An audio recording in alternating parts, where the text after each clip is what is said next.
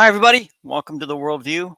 I'm your host, Chris Greco. For the next 30 minutes, we'll be talking about different parts of the world, how things are working in those areas, how they interact, what life is all about from that standpoint. And what we're going to center on today is the Ugandan legislation that was just put into place, basically making homosexuality illegal. So, what I want to do is I want to point out some things that are going on with this. Now, some things you're going to take and say, "Yep, that makes all kind of sense." The other area you're going to say, "Gee, I wonder why these things are not happening," right? So, and we'll go into those different situations and we'll talk about those different situations as time goes on.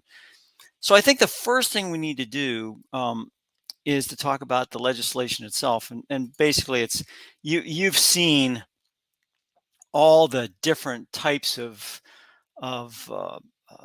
shows, of all the different summaries, everything you can think of from the standpoint of what it is. But I think it's important to also sit back and talk about where we're talking about.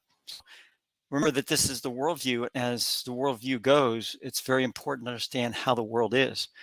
So let's talk about that for just 1 second. And we're just going to put this up here, and then we'll go over here. So where is Uganda? I think that's important. We need to sit back and say, okay, what are we talking about when we talk about Uganda? So let's take a look. So right now we're talking about basically east part of Africa in here, and this is Egypt. Egypt is part of Africa. It's actually North Africa, which is interesting because people think of it as the Middle East, which it kind of borders on that in this area. But when we talk about that, we talk about Egypt. We normally say about the Middle East, but that's not true. And I think it's important to understand that Egypt is part of Africa. Below that, you have Sudan, and Sudan right now is undergoing a lot of issues. Separatists, rebels, things that are happening within that area, and two warlords that are battling each other, and they're causing havoc within Sudan. And Sudan has also had an extraordinary amount of inflation. And then below that is South Sudan, which pulled away in the 2010, 2011, 2012 aspect here. And it's not in the news lately, but I think it's because finally there were two warlords, and I think one finally took over. So South Sudan's settling down. And below that is Uganda, where we're talking about here. And Kampala is the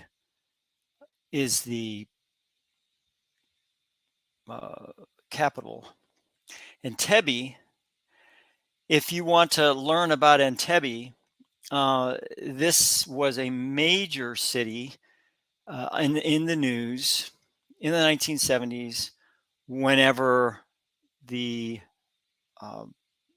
PLO, the Palestinian Liberation Organization, took a jet full of Israelis and held them hostage.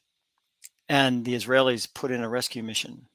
And there was only one person one Israeli that was killed, an Israeli commando that was killed, and that was Bibi Netanyahu's brother was killed in that raid. So if you ever want to look up Entebbe, look up Entebbe, Israel raid, whatever you want to call it.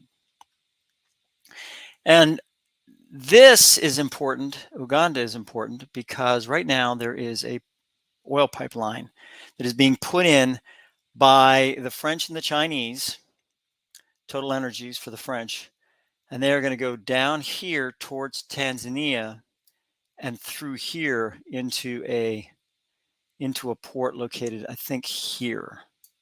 So there's going to be an oil pipeline. It's going to go through some of the most beautiful area of Uganda, Tanzania, and then go in and then make that happen. The French and Chinese are doing that. So I think that's a proper background to go ahead and give you to talk about these areas now. You know where it's located. Uganda, here's the Horn of Africa here. Uganda is located here, right beyond that border area for the Horn of Africa. This is Somalia here, and right next to it is Kenya and Uganda and Tanzania. Ethiopia is located here, Djibouti. Djibouti is located here. There's a Chinese military base in Djibouti. So I think that's important to understand. And there's also a U.S. base. Eritrea, part of Ethiopia, and they're having problems in Ethiopia up in this area with some more rebel activity. That is basically the geography behind this whole thing. But I thought it would be very important to go over that, because otherwise you do not have the ability to make those background judgments, right? So we're going to talk about Uganda legislation today, the what they call the anti-LGBTQ. Basically, homosexuality is illegal, and I want to focus on European Union, France reaction to Uganda's latest law. So this is very important. Now, this is the interesting part about it. So Uganda passes law punishing LGBTQ, basically punishing homosexuality. And LGBTQ are going into that, but that's basically what the law says. It doesn't say LGBTQ is illegal. It says homosexuality is illegal. I don't know how that all goes. I'm not totally embedded with this LGBTQ situation. If somebody can explain that, fine. I'll give you an email. You can, or you can comment, however you guys want to do it.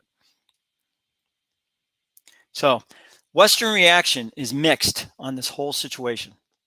This is where this is where when you talk about Western reaction, right? So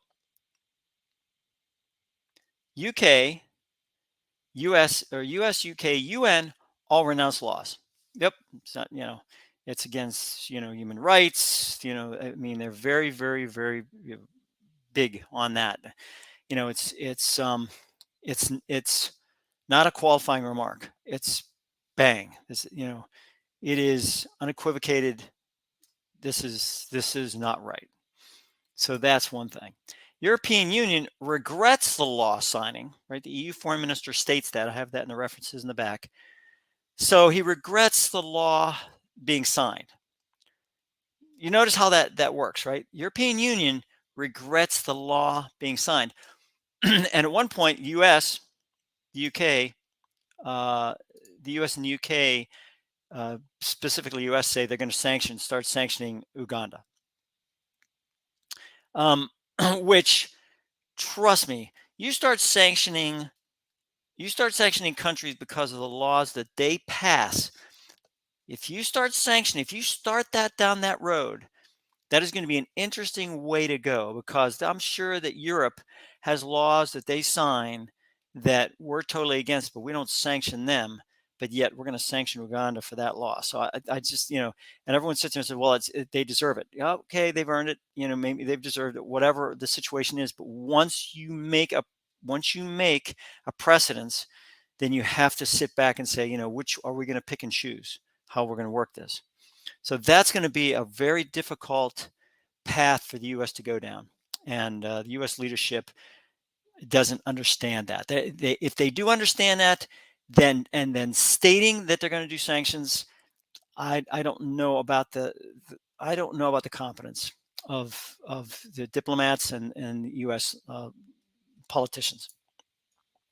So they regret it, right? But they say they're not going to sanction. The European Union says they're not going to sanction Uganda. They're not going to put into place any sanctions. They're hesitant about doing so. After all, that's Uganda's sovereignty, right? They're passing laws. That's the way it goes. France is silent. Nothing from France. Now, it's interesting because people might sit back and say, wait a minute, why should France say something separate from the EU? Are they not part of the EU? Well, that's interesting you state that. And the French and the French politicians, I don't say this stuff to bust on the French people. The French politicians do this. The French higher ups do this. They make these kind of judgments.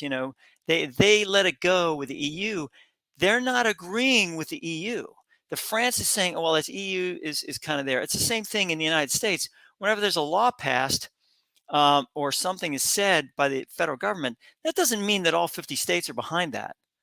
It does not mean that all 50 states are behind that. And some states will speak up and say, no, we're not with the federal government on this. This is the situation. We have some local aspects. But France doesn't say anything, right? France acts separately in China. When they went to China, they went to China with the EU present. I just want to make that known. Look back. France visited China. Macron visited China. The EU visited China at the same time. Now, why would France go there separately with the EU? Were they saying, well, the EU can be there, but we act for France? So the EU does not speak for us. It'd be the same thing as if when the U.S. president visits a foreign country. Well, the Georgia state or the Tennessee or the Illinois state or whomever state governor is going to go separately, and they're going to visit that state. They're going to visit that country separately. And then they're going to be there with the president, the U.S. president, talking separately to foreign countries. That's exactly what France did, and France does that for a reason. They want to be. France and China are building the oil pipeline in Uganda. Let's make that very clear. I want to make sure that everybody that's watching the show, and I'm hoping it's more than 5 or 6 people. I mean, but who knows? Understands France and China together as a partnership. Now, China's not going to say anything about Uganda's law. They don't care. China really, honest to goodness, doesn't care. They sit back and they go, whatever. They're a communist country. They're very dictatorial. They could care less about Uganda or whatever else, but they want that oil. So they're not going to say a word about any of this. That's Uganda's sovereignty, and that's the way it should be. So France and China building an oil pipeline in Uganda. So France isn't going to say a word, right? And China's not going to say a word. They're building an oil pipeline. Why would you condemn the actions of a government that is basically giving you permission to put an oil pipeline through their country?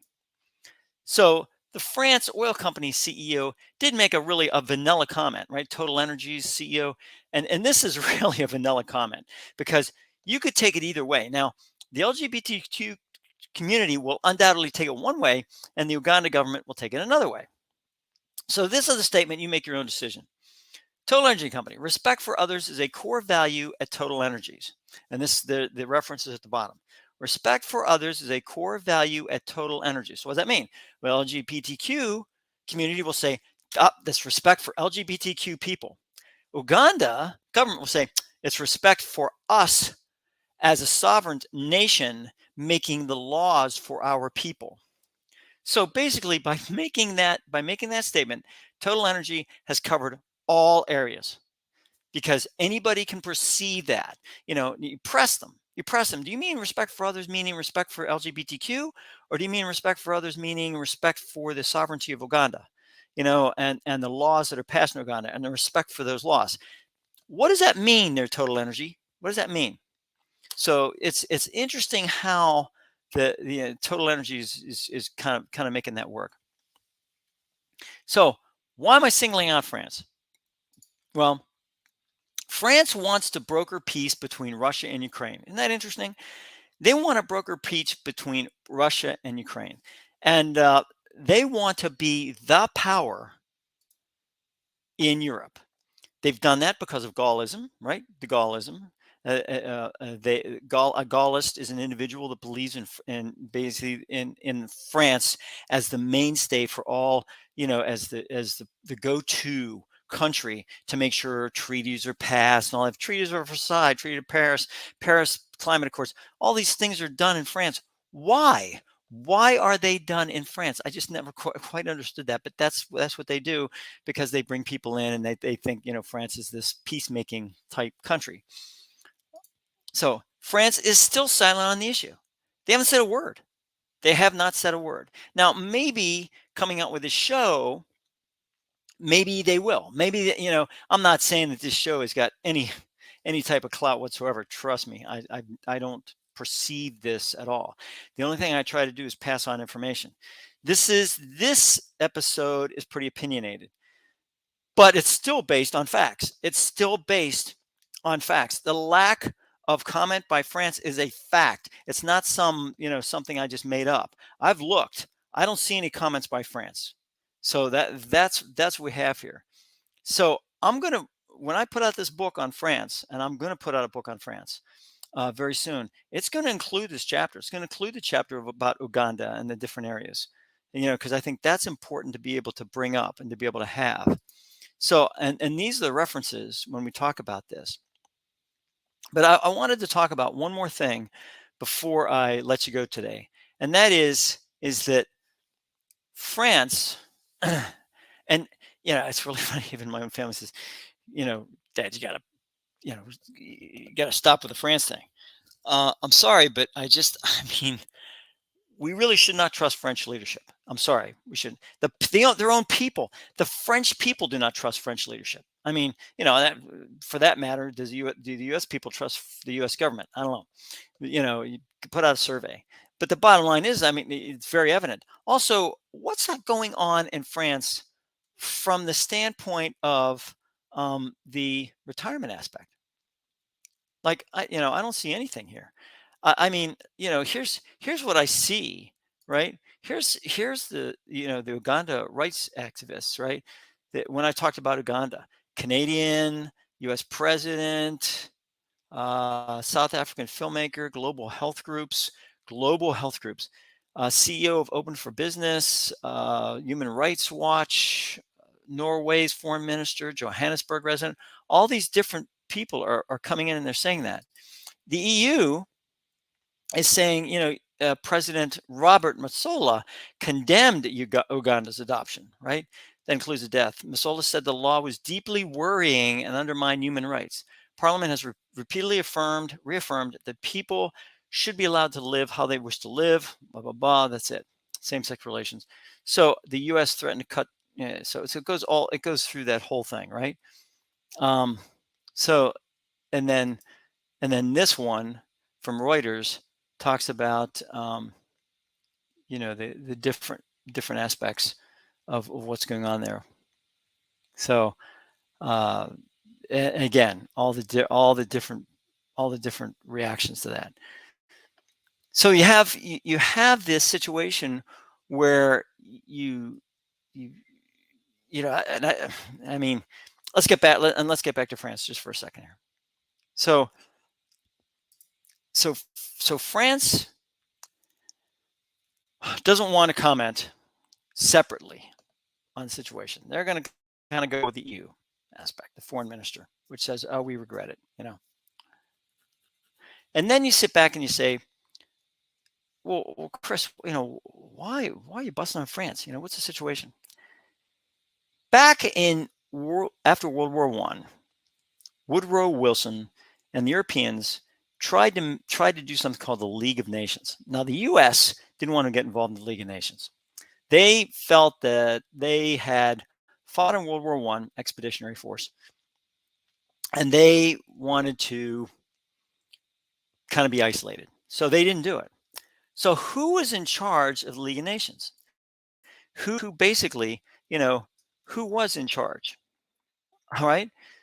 And that's important when you talk about that. When you talk about the League of Nations, you talk about kind of a UN light type aspect. So when you talk about these, the UN and the Geneva Convention, all that, that's what they tried to do. And the League of Nations was, it was made up kind of like the UN. They had, the council, and the league headquarters was in Geneva, Switzerland, which was good. I agree with that. Put it in Geneva, Switzerland. So you had all these areas, right? And then what happened was that there were European nations involved in that. Now the problem was that when you had this League of Nations and you had the idea behind the League of Nations, then what happened was that you had to have somebody who was kind of in charge, right? And Geneva, Switzerland was where they were. Um, they had, it was funny because they had the Paris Peace Conference in January 1919. This was according to Britannica, which I really appreciate. And then what happened was, uh, then they had the Europeans. Now, what was going on at that point in time? The uh, It was post World War One. Now, post World War One was an issue with Germany. They really wanted to punish basically the powers that were part of the problem with World War One. They wanted to punish them. They wanted to get reparations from them, and that's what happened when France was one of the signers uh, of the treaty, the Paris peace aspect and all that, and they ended up asking for reparations. Now, we all understand about reparations. We all understand about reparations, but reparations, from Germany, right, in World War One. How much was that? How much? When we talk about reparations, how much were we talking about? We were talking about $32 billion worth of reparations. That's what the League of Nations, France leading the way, France leading the way, wanted to take from Germany. 32 billion marks, right? $32 billion, whatever that is in marks. So it was, and what happened is the Germany got into debt so badly that it crushed them. It literally crushed them. Hyperinflation, the whole 9 yards. And what did that lead up to? That led up to the birth of the dictatorship of Adolf Hitler. So France, being the mainstay behind the League of Nations and the one who wanted those reparations, for all the damage that was done, did what they did. Now, what happened at the end of that whole thing was France ended up uh, when they capitulated to Adolf Hitler, and it was a capitulation.